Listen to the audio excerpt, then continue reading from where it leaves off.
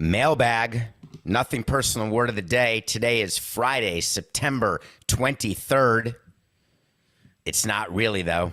Do you recognize the blazer? Do you recognize the shirt? If you're on the Nothing Personal with David Samson YouTube channel, get on there and take a look. And what will you think to yourself?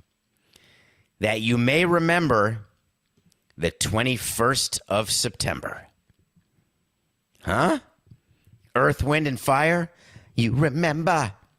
Yes, that's when I'm recording the mailbag on September 21st. I'm not actually recording it today. We're just releasing it today. I hope you enjoyed the Samson sit-down with Jason Caldwell yesterday. I hope you have a great weekend. No show Monday. It's a new year. It's Rosh Hashanah. And it's traveling back from a marathon overseas. But all of that said, we've got a mailbag for you today. And everyone's great. All of the audience. Thank you so much. You guys go on Twitter at David P. Samson. You are engaging with our TikTok and Instagram Nothing Personal pages.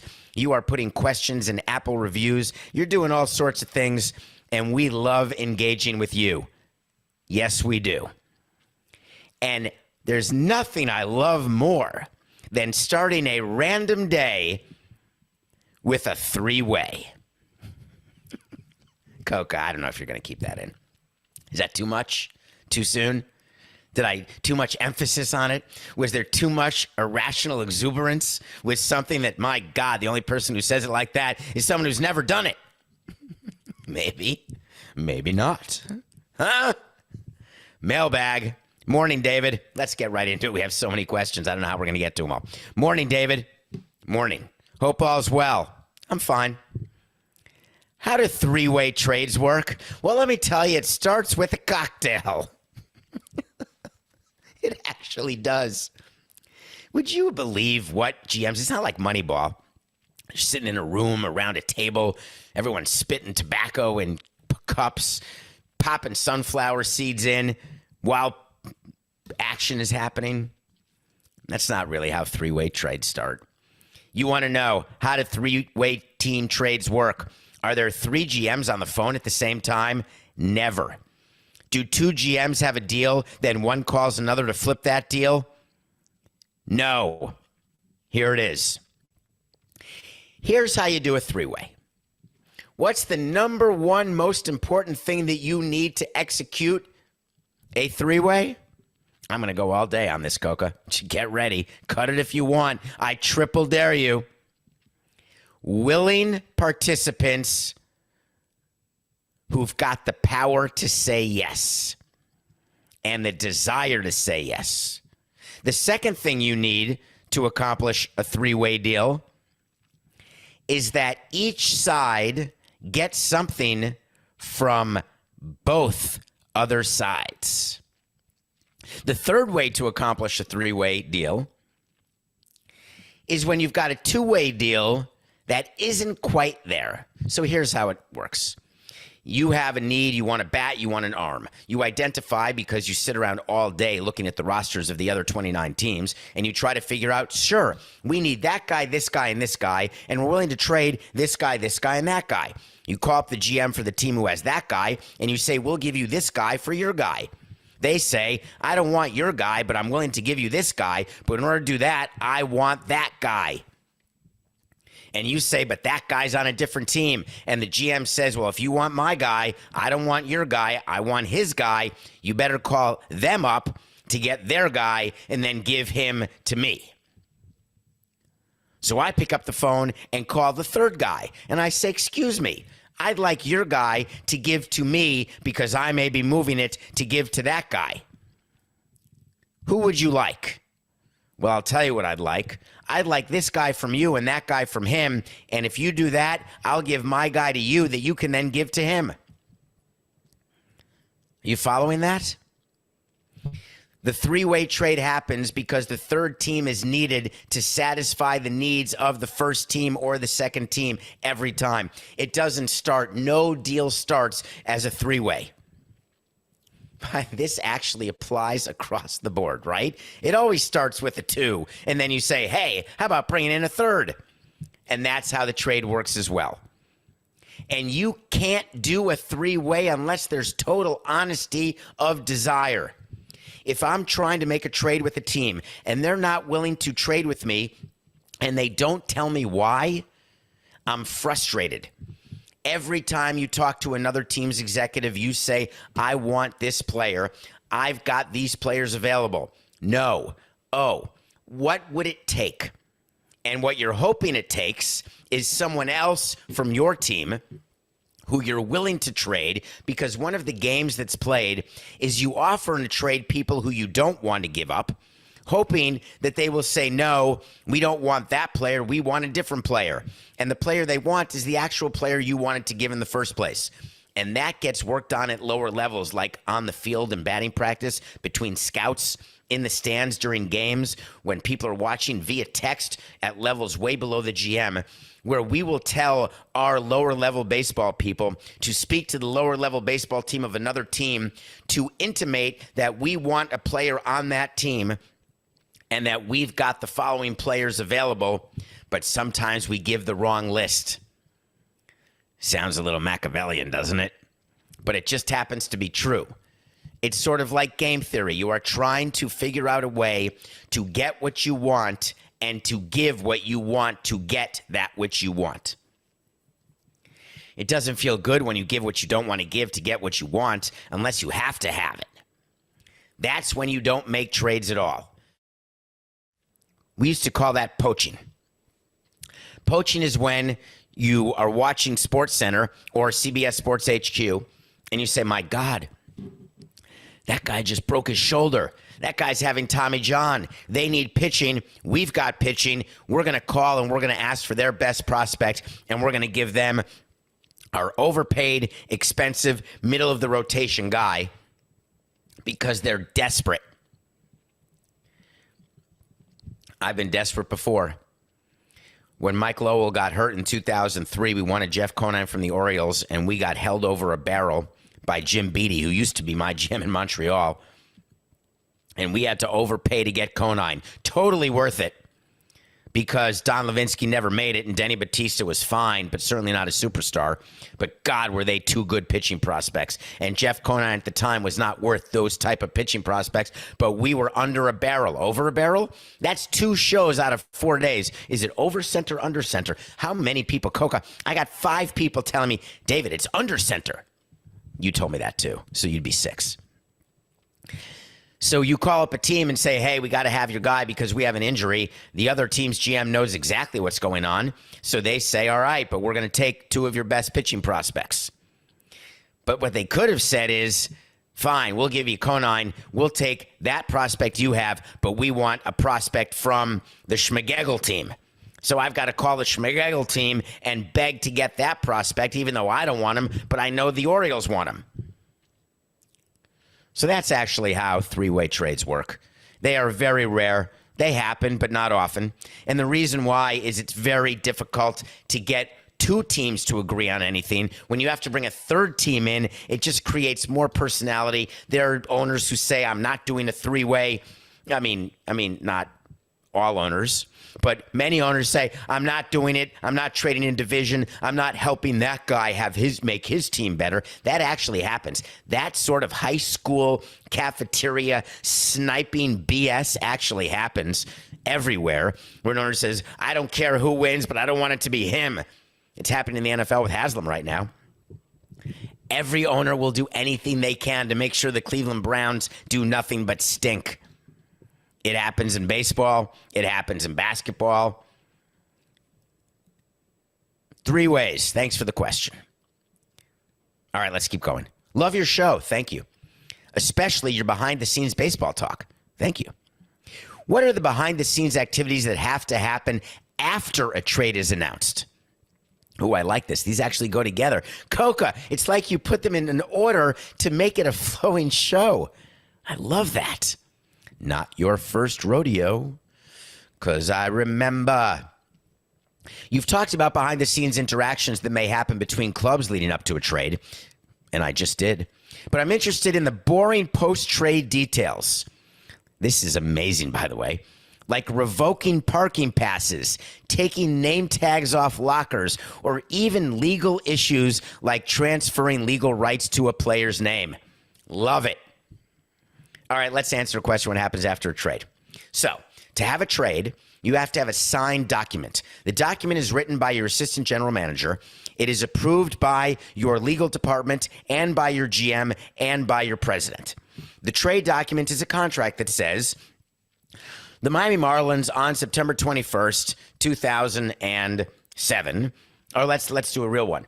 The Marlins on November 3rd, 2012, agree to trade their entire team consisting of Josh Johnson, John Buck, Mark Burley, Jose Reyes, may I continue, to the Toronto Blue Jays in return for the following players: Echeverria, Henderson Alvarez, Jeff Mathis, anyway, on and on and on. Then there's a signature line where the GM has to sign of one team and the GM of the other team. What you do is you send a trade proposal by email. It used to be by fax, by the way. You send it to the team. You ask them to send back a signed agreement because you send it to them signed. You don't send a trade offer until you have it approved by your owner. You send it signed and you hope to get it back signed. Often what you get back is, hey, we won't do it this way, we'll do it that way. We got to change the language of this, of that. We want to take this player in, take that player out. All of that happens, and then they send a counter proposal that they sign and leave a blank spot for where you should sign. You go back and forth, and eventually, one time, the receiver of the signed trade agreement signs it, sends it back, and then you've got a trade. Nope. Then you've got to send it to the commissioner's office. The commissioner's office has the right to approve all trades where more than $1 million is being sent from one team to another inside a trade. So if you're trading a player who's overpaid and you're willing to pay part of his salary in order to get him traded, and that happens every month in Gedanishtik. 75% of trades involve more than $1 million changing hands. The commissioner has to approve it. Now, it's very bizarre how they approve it. You call someone in the baseball operations department and you say, hey, we need the commissioner's approval on the following trade that we're doing. We're sending X amount of dollars to X team for Y players, and we're going to need your approval in the next 2 minutes because we want to get this done. Why? Because we've got 10 other things to do once this trade happens. Sometimes the commissioner takes 10 minutes, sometimes 2 hours, but he will always get back to you through one of his underlings that they've approved the trade. Once you've got a fully approved trade, then you leak it. Nah, I'm just kidding. Don't leak it. But it gets leaked. Why?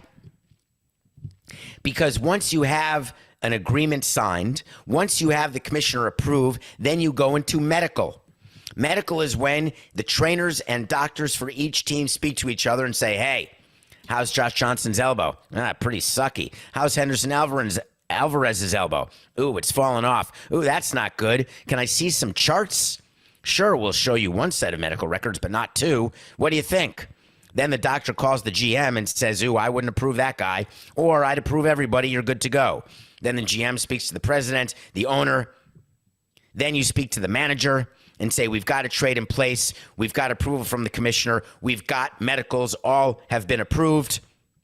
We can now notify the players.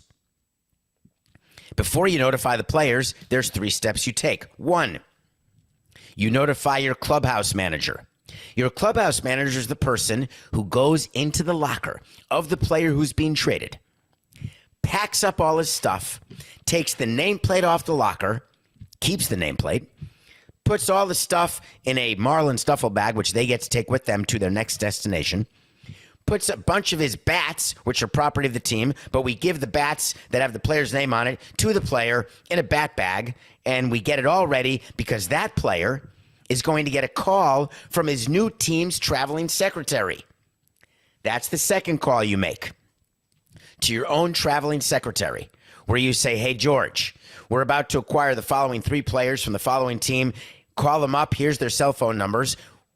We'll tell you when to call them, because first we're going to call him, then you're going to call him, and you're going to make arrangements for him to meet the team. We want him in the lineup tomorrow. Players actually have 3 days to appear, but players, if you're smart, you go immediately on the next flight. Yes, it's inconvenient, but the traveling secretary will help you with living arrangements in your home city until you can find a place. Often players who are single swap places, like they'll switch names on a lease, move into each other's apartments. If you've got a family, you've got to figure out something else. And yes, it can be disruptive. And no, I don't care. So the traveling secretary has a list of players he has to call. Then we call the players and say, hi, we'd like to tell you that what you've seen leaked is true. We're trading you to the Toronto Blue Jays. God damn it, how can that be true? I have a no-trade clause. No, you don't. All right, I guess I got to go. Can I bring dogs? No, you can't. Ay, David, you're a liar. I'm sorry, Mark. I really am sorry. Believe me, I did not want it to end that way. Trust me.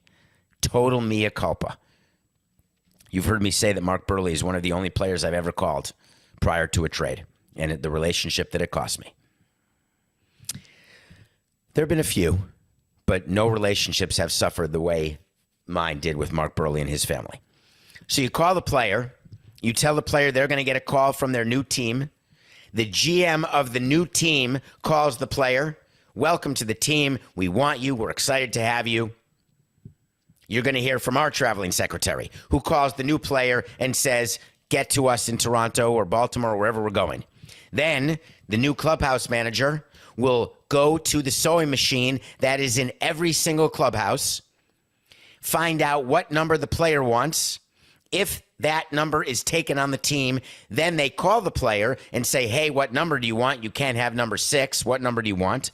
The player will say, hey, who's got number 6? It's retired. Nothing I can do. Oh, it's that third-year player. Hey, I'm going to call him and offer him a Patek Philippe, maybe a Breitling, maybe a Panerai, some sort of piece of jewelry, watch, car, or other such sum of money to get the number. But either way, the player says to the clubhouse manager, all right, I've got a deal. Make up my number 8 jerseys. So the clubhouse manager is then making up all the jerseys. You're making up home jerseys. You're making up road jerseys. You're getting the shorts that they wear before BP. You're getting the BP top. You're getting hats. You get the hat size from the other side's clubhouse manager. They all talk. They all share information. So all this is going on. So when a new player comes to his new team, walks in that locker room, his locker is all set with his stuff. They've got his duffel. They've got his bag. They switch his stuff from his old team's duffel to his new team's duffel.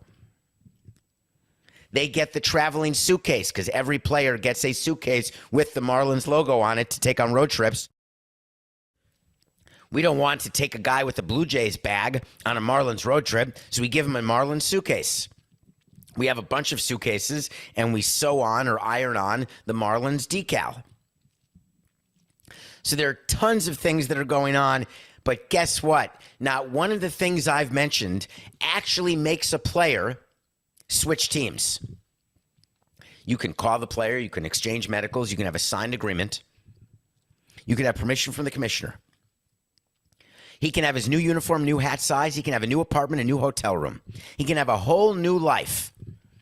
But he does not become a member of a new team until he is officially in the computer that GMs use and their assistants. It's a roster management tool, encoded, encrypted, that cannot be broken into, where you remove the player you're trading from your roster because you're only allowed 40 people on your roster. And if you try to take your new player and type him in that he's part of your team and you don't have room for him on your roster, the computer will say, hey, no room, no dice, try something else. Put a player on the 60-day DL, designate a player, IL, designate a player for assignment, which takes him off the roster, release him, do something, but there's no room for you. So the first thing you do is you eliminate the player you've traded, which opens that player up because the same player with the same ID number cannot be on 2 different rosters. You remove the player you've traded mechanically from your roster. That puts that player in the Netherlands in purgatory until the new team's GM gets on the computer and adds that player's ID and that player name to his roster.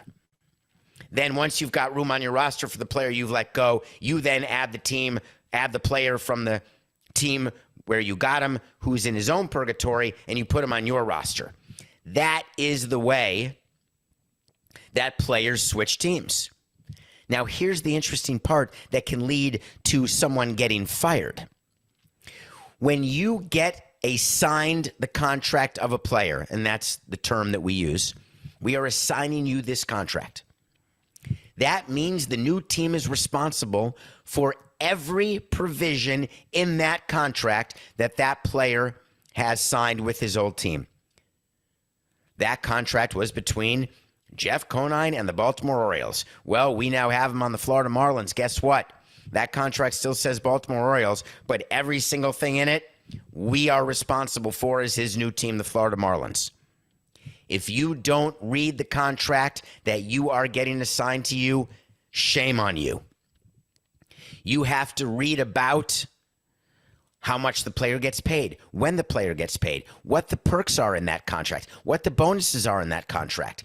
Anything that is not in that original agreement between the two teams, where you can put in the agreement, hey, if this player gets 400 at-bats and makes another $1 million, you're paying it, not me. This player's got 390 at-bats. He only needs 10 more to get the $1 million. You're going to pay 90% of that million because he earned it getting at-bats for you, so you've got to give me the money once he gets to 400. If all of those types of specifics are not in the written agreement between teams when a trade is happening, then when you get assigned the contract, that's your contract. That's your liability. That's your responsibility. There have been times when AGMs and GMs have not properly read a contract, and that doesn't work out well for anybody. So I hope that answers your question, Kurt. I appreciate that. All right, let's keep going, Coca. Hey, David. Hi. Hope all's well. Not bad. My hamstring still hurts, and I think I pulled my groin. Other than that, by the time you listen to this, well, no, I will not have run a marathon. I'm not going to be able to run the marathon on Sunday. I'm going to have to walk it. I'm going to try to do it. I'm going to try to finish. I'm going to try. Yes, I am. There is no I in quit. Hey, David, hope all's well. You talk a lot about your management style with players and coaches, but wanted to ask what your management style was to your corporate side direct reports. Was the player coaching style similar to corporate Samson? Thank you. I'd like to talk about management style. For the front office, I had a very simple rule, and it was a rule that was I applied to players as well. My door's open. Literally, actually. Any employee at any level can call my assistant Beth and make an appointment to come see me at any time to talk about any subject. I will allocate, and I have, 15 minutes or more to any employee who wants to have an audience with the team president. The reason I did that is I never was given that opportunity when I was working in a corporate culture like at Morgan Stanley, where my boss's boss's boss would not ever let me visit or talk, never gave me the time of day. And I promised if I were ever in that position, and I do it still with nothing personal, if you reach out to me, I try to reach back out to you. I try to respond to your DMs. Back then, there weren't DMs, there were, but I wasn't on Twitter. So the way I would engage was by having an open door policy. I want to hear from you what's happening in your mind, what I can do, if anything, to make it easier for you to do your job better. So my management style is that I want to look as good as I can as team president, and to do that, I need hundreds of people, thousands of people working toward the same goal that I have, which is not just making myself look better, it's making the team function. Win as many games as possible. If you can't win, make sure the experience is good at the ballpark. If you can't make sure the experience is good at the ballpark, make sure the food is good at least. If you can't make sure the food is good, make sure they don't sit in traffic. If they can't not sit in traffic, make sure that you have a good post-game show so they can listen to it. If you don't have a good post-game show, make sure you have a deal to play good music that my father bought with 2 Zuzim. It's a Passover joke. Although it's Rosh Hashanah coming up, not Passover. The Jewish New Year coming up next week. Happy New Year. And then a week later, you get to repent on Yom Kippur for all your sins. The best thing about being Jewish, I mean, there's a lot of really cool things, but instead of going to confession like every day or every week, you get to confess your entire year's worth of sins on one day. And then you get a full clean slate so you can commit sins again for the next year. It's genius. It's such efficiency, right? Do whatever you want for 364 days. On the 365th day, we're not going to let you eat. You're going to be hungry, tired, and grumpy, but boy, are we going to give you forgiveness for all the crap you did. And then we're going to say, go forward and prosper. Do it again. So the first thing I did is I had an open door policy. Second thing, I would not ask anyone to do something that I would not do myself, and that's not just lip service. I'm not asking you to mop the floor if I'm not willing to mop the floor or haven't mopped the floor before. I'm not asking you to talk to fans who are disgruntled if I'm not willing to talk to those same fans. If I'm not willing to talk to a player to tell him he's been traded, tell him he's been benched, tell him he's been released, tell him he stinks and his career's over, tell him that he's underperforming and we want to trade him, release him, and never see his shiny face again, we want to fire a manager, I will not make anyone do something that I'm not willing to do or haven't done before. 3, I'm not going to apologize for being the president of a team.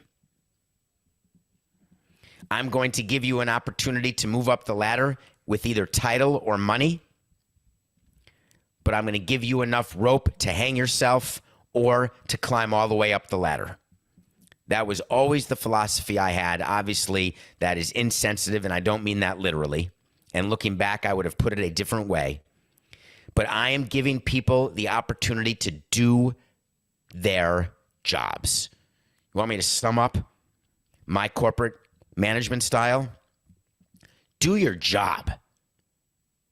If you can't do your job, I'm going to find someone who can, because guess what?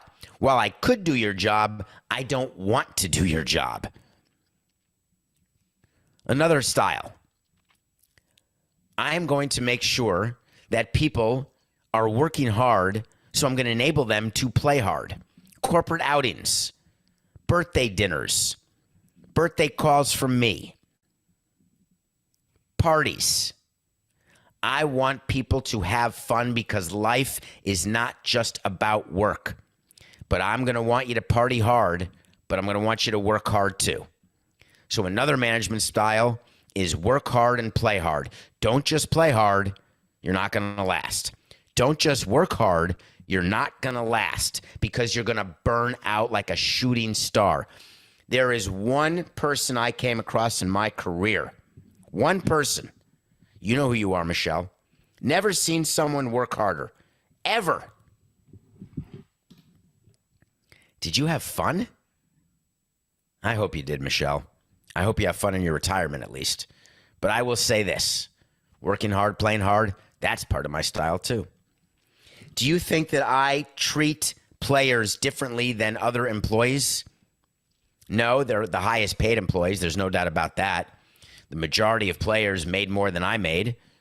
Always strange when your employees make more than you make, but I grew up in sales. I loved making more money than my boss made. I have no problem having people who work for me make more money than I do. It doesn't change the fact that they report to me. Players report to their manager, the general manager, president, owner. There were some players you had to treat differently because of personality. That's the same with people in marketing, sales, and finance. So when you ask, do I have a different style? You've got to KYA. You've got to know your audience. You've got to know your customer, KYC. KYP, know your player. KYE, know your employee. KY, know your. It doesn't matter what letter you use next. One of the most valuable tools that exists, one of the ways to succeed that all of you want to do, no matter what your definition of success is, understanding your opponent, understanding the people you're working with, understanding the people you're working for, knowing how to read a room. How many times have people done something? Side note here, Coca. How many times have people done something that's so cringe-inducing that you say to yourself, how is it possible that that person doesn't see what I see? How is that person not reacting to the situation the way I react? That's because those people don't know how to read a room. Like they walk into a silent memorial and start screaming, I love you, man. Oh my God, everybody's quiet. I'm sorry. So the answer is my styles are very similar. And now you know what they are. Thank you. Hi, David. Ooh. All right, here we go. Hi, David. I have a non-sports related question. We're here for that. You know we do sports, culture, entertainment, politics. What do you got? On a recent show, you spoke about delivering a daily podcast with only 2 people. That's true. It's me and Coca every day. Almost every day that ends with Y, you're going to hear from me and Coca. I've started a podcast on PTSD and smoking meat called the Smoking PTSD Podcast. By the way, word to our sponsors. I've never heard of that show. I've never listened to that show. If that show is inappropriate, then I have nothing to do with it. If that show is amazing and becomes the next Nothing Personal Rogan, ESPN Daily, Cover 3, then you heard it here first.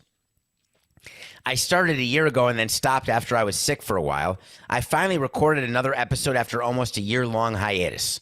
Along with PTSD, I find myself struggling with imposter syndrome. Did you ever struggle with imposter syndrome? And how did you overcome or at least adapt to it? Thank you. Whew. Thank you for asking that question. So for those who don't know what imposter syndrome is, it's for people who feel as though they don't deserve to have what they have. They feel as though they are a fraud. They feel as though they're going to be discovered any minute now, that they're not as good as people thought they were. They're not as handsome as people thought they were. They're not as smart as people thought they were. They're not as loving as people thought they were. I tell people often that I am an actor and that the person you see on this screen right now, that may or may not be me. I show you my vulnerabilities in a way that makes me incredibly anxious and nervous because I want you to know the real me. But do you know the whole me? Absolutely not. I'm not sure there's anyone in the world who knows the whole me. I think everyone would agree that you split yourself up and give different parts of yourself to different people. I think many people out there do and accomplish things or try to do and accomplish things and say to themselves, what if they find out that I'm not good enough to do this? Players think about it all the time. What if they find out that I wasn't worthy of this big contract I just signed, which is why you see players struggle after their new deals so often? What if they find out that not only did I not deserve the job that I got, but that I can't do the job that I have? What if my family finds out that I'm not able to be the loving husband and father that they think I should be, but I can only be what I'm able to be? I can only give what I'm able to give. What if it's not enough? I'd like to tell you there's a shortcut to this. I'd like to tell you that it's not something serious, but I'd be lying to you. The imposter syndrome is something serious, and almost everybody suffers from it in one way or another, in one part of their life or another. I've thought about that way before I got into baseball. I was always a short kid being bullied, but I was always pretty athletic, and I always had to prove myself, and I would not get chosen for organized teams, but then I'd play intramural teams, and I'd be good. I'd play other sports where I had an opportunity to excel, surprise people.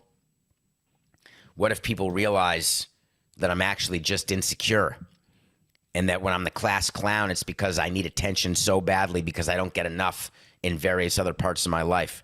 What if people discover when they think I'm so smart that I'm not as smart as they think I am? What if I go on a show and I don't win, but instead I get voted off first? What if I run a team for 18 years and only win one World Series? What if I try to sell a team and only get $600 million instead of $1.2 billion for the owner who deserves that and more? What if my siblings or children or spouse or significant other, What if they firmly and finally discover that I'm not the man they thought I was for whatever reason? How do you deal with that? Managing expectations with honesty, with line? Lowering expectations, maybe raising expectations so no one possibly could manage it. Or maybe you do it by running marathon after marathon, doing athletic feats and endurance feats that there's no reason to keep going, but you do anyway to try to prove to yourself and others that you can be extraordinary and spectacular. Trying to cheat death by looking young and having the genes to do it, saying you're never going to dye your hair, do any sort of plastic surgery, and mean it. But what happens if I look in the mirror one day and don't recognize myself because I'm looking right at my father all of a sudden? Does that change? Will that make you an imposter? Have you ever been in a room where you feel so uncomfortable that you don't belong? That you say to yourself you have to leave and you get an anxiety attack to the point that you start sweating, shaking, heart palpitating, and you just bail out of the room? Is any of this sounding familiar? I've got a surprise for you, Chris. It's familiar to everyone. It's just not that everyone will admit it.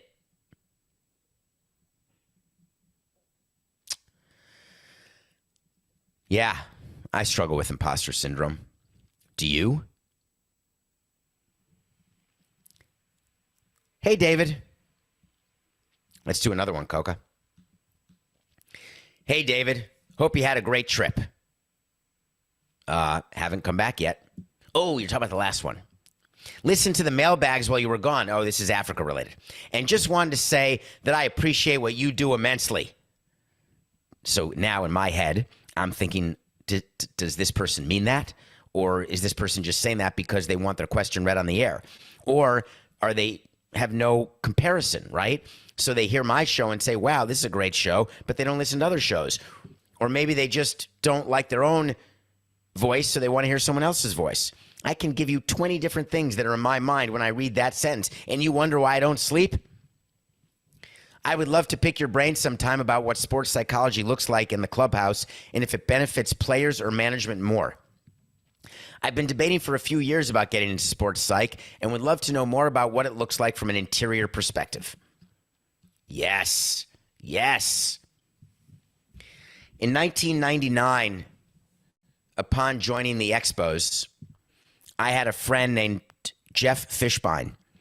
He was my best friend in college, and he was a psychologist. We had been out of college for 9 years at the time, and he was a psychologist and a good one, and he wanted to get into sports psychology, and I wanted to give him a chance, and we had him apply to the Expos, and he got the job. And he had to convince the owner, he had to convince me, he had to convince our GM, Jim Beattie, our assistant GM, Larry Beinfest. Dr. Jeff Fishbein has now been a sports psychologist in Major League Baseball since 1999. He was with the Expos, the Marlins, and now with the Chicago White Sox. He has helped fix players. He's helped fix me. You got some more work to do there, Fishy. Sports psychologists are in position where they are not performance psychologists only, they are also armchair psychologists. They are there to help players compete to the best of their ability and compartmentalize for 3 hours a day at a minimum to make sure that everything impacting them off the field does not impact their performance on the field, to help them visualize success, to help them get out of their own way, to help them understand why some of their fathers are so involved in their careers, to help them understand why some of their agents don't have their best interests in mind, to help them understand why they get booed from time to time, to help them understand what it is to fail. Baseball is a game of failure, not a game of success. Baseball requires strong, sound mental ability. It requires a psychologist on staff full-time looking after players, looking for signs. How many of you spend time looking for signs when you see something? Was it a sign that a couple days ago was episode 666 and the word of the day I wanted to do was hell? Was it a sign that a couple days ago the episode was 666 and the entire episode was about a bunch of devils? Is it a sign when you see one glove that someone who's got the other glove that could drop from a sky, could be from the love of your life, from your beshert, from your destiny? How do you know what the signs are? Practice? Study? Process of elimination? When what you've tried before hasn't worked, so you try something new? Trying to get players to be healthy and stay healthy is one of the most difficult things that I encountered over the entirety of my career. When you're close to it and you're running a team, you are dismissive of off-field distractions because you want those players to be robots the way I was. Do your job. That's all you need to be doing. Dr. Fishbein spent hours talking to me about that concept, telling me that the issues that players have at home are like the issues you have at home. The issues that players have with their kids are like the issues you have with your kids. The anxiety that you have around people or with people or meeting people or germs or anything else, guess what? Players have it too. Sometimes when you're in a meeting and you can't function, that's how players feel when they're on the mound and they say, please don't hit the ball to me. And we've got to get the players to a point where they're looking at the pitcher, they're looking at the hitter, and they're saying, I triple dare you. I want you to hit it to me. When I get the ball, I'm not going to be eating sunflower seeds. I know there's a man on first, one out. When I get the ball, I know that I'm going to second base because I want to start a double play. I am visualizing what's happening next. Where am I going on the field? Those visualization tactics are what you can use off the field too. You can use it in your life. I visualize everything. I visualize every finish line. I visualize the finish line of every race, every activity, whether it's a minute-long activity, a day-long activity, an hour-long activity. I visualize myself getting through it, going through it, doing the things I have to do to get to the end successfully. Sports psychologists know the right time to approach players, the right time to approach executives. Never directly after a loss. After a pitcher gives up a game-losing home run, you don't go up to the pitcher and start talking about it that second. After a player hits a walk-off grand slam, you don't go up to the player that second. You go up to the player the next day and say, what do you remember about that feeling? And then you work on getting that feeling again. What do you remember about that feeling when you gave up the home run? And you work on never getting that feeling again. One of the things that performance psychologists and sports psychologists work on are when players who have been the best at what they do their whole careers all of a sudden are not the best anymore. It is unbelievable. Think about when you go to the minor leagues, you've been the best at every league. And then you get to the minor leagues and everyone's as good as you are. Imagine when you get to the major leagues. Imagine going to like Yale. You've been the smartest person in your elementary school, middle school, high school. Then you go to Yale and you're like, oh, crikeys. Everybody's as smart as I am. I feel like a moron. That leads to anxiety. It may lead to lack of performance on and off the field. What about those players like Steve Sachs? Remember that guy? He was a second baseman, and he couldn't throw to second anymore. There was a twin named Chuck Knobloch. He got the yips. That's what we call it. The yips are when you can't throw somewhere. John Lester was the pitcher who had the yips who couldn't throw to first base. Other people have the yips when they can't throw to first base from second base, or they can't throw to first base on a pickoff move. We used to love playing against John Lester. You know you can steal bases whenever you want because he will not throw to first base because he can't throw to first base. You can get the yips. Pitchers can lose their whole career, like Rick Ankiel. He had to become a hitter. He was Shohei Ohtani before there was Shohei Ohtani. He was a dominant pitcher who became a not bad hitter because he could no longer throw over the plate. Do you remember how awful it was to watch all those wild pitches he was throwing when he was a Cardinal pitcher? And he never was able to pitch again. Psychologists deal with the yips by trying to disassociate that action. The action of bringing the ball off the ground into your glove, transferring it to your hand, throwing it over to first base, trying to make it so it is an automatic action, trying to remind pitchers what it was like to have the mechanic that led to them being able to throw strikes, visualizing what a pickoff move is, practicing it, muscle memory. But guess what? Like with anything, it doesn't always work. How do you know when to hold them? How do you know when to fold them? It's one of life's great mysteries. Good luck if you're going to be a sports psychologist. We need them. Everybody needs them at every age.